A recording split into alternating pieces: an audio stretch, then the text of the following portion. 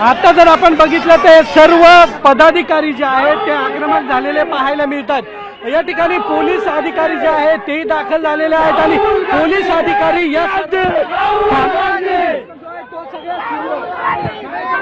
एबीव्हीपीचे गुंड विद्यार्थ्यांना मारतायत, मुलींना मारतायत, कोंडून ठेवतायत आणि पोलीस एबीव्हीपीच्या गुंडांना संरक्षण देत आहेत। लहान लहान मुलींना कोंडून ठेवले, त्यांना आम्हाला बोलू दे। पोलिसांनी मारले, पोलिसांनी डीसीपी नक्की आपण जर पाहिलं तर डीसीपीने मारहाण केल्याचा आरोप जो आहे तो या ठिकाणी केला जातोय।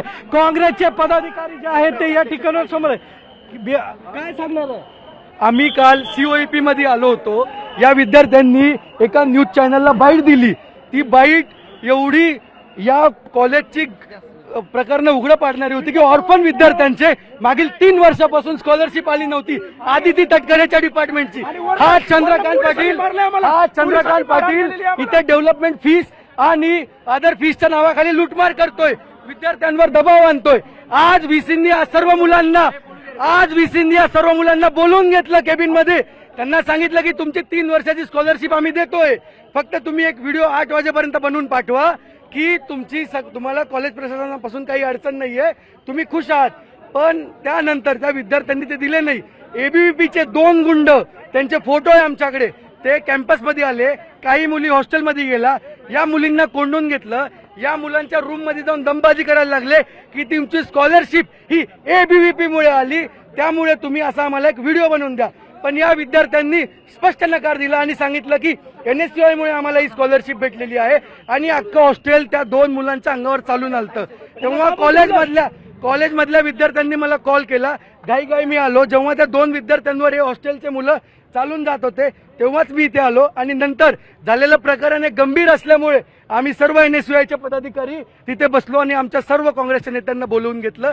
एबीव्हीपीचे मुलं अत्यंत अश्लील आताही काही पदाधिकारी येऊन थांबलेत बाहेर।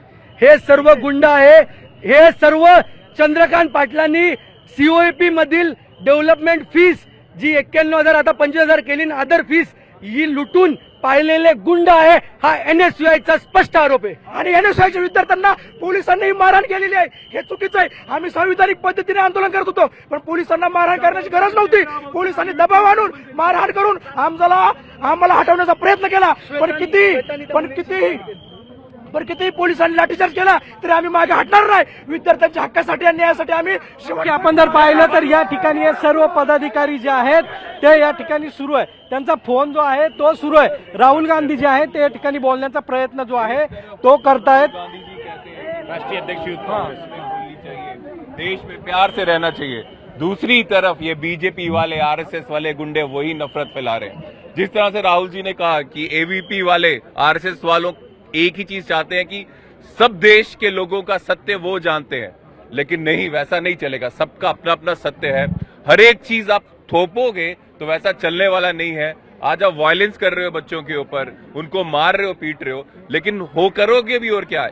एबीवीपी वाले बच्चे, AP वाले गुंडे यहाँ पे छात्रों को मार रहे हैं तो सीखेंगे या तो अपने पूर्वजों से ही सीख रहे हैं ना। वहां इनके होम मिनिस्टर अमित शाह और मोदी बच्चों के ऊपर पैलेट गन AK-47 चला रहे हैं, तो उनसे सीख कर ये भी बच्चों के ऊपर वायलेंस कर रहे हैं। अकल तो है ही नहीं। ऊपर अब जो सीनियर से यही तो सीखा है कि मारपीट करो, नफरत फैलाओ और अपनी राजनीतिक रोटियां सेको, पर ये चलने वाला नहीं है। एबीवीपी वालों के बच्चों, तुम्हारे जो सीनियर्स हैं अमित शाह, नरेंद्र मोदी, उनकी दुकान बंद हो चुकी है, वो निपट गए हैं। धर्मेंद्र प्रधान निपट गया है, ये लोग भी निपटने वाले हैं, क्योंकि ये झूठ और नफरत हमारे देश में फैलाते हैं।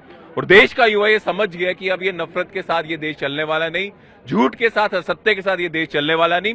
राहुल गांधी जी ने पूरे देश में सत्य की जो लाइट है, जो रोशनी है, वो फैला दी है और सारा देश अब सत्य की तरफ, शांति की तरफ चल रहा है। और एक ही नारा है कि हम मोहब्बत की दुकान खोलेंगे, ये वायलेंस नहीं करेंगे। तो अभी राहुल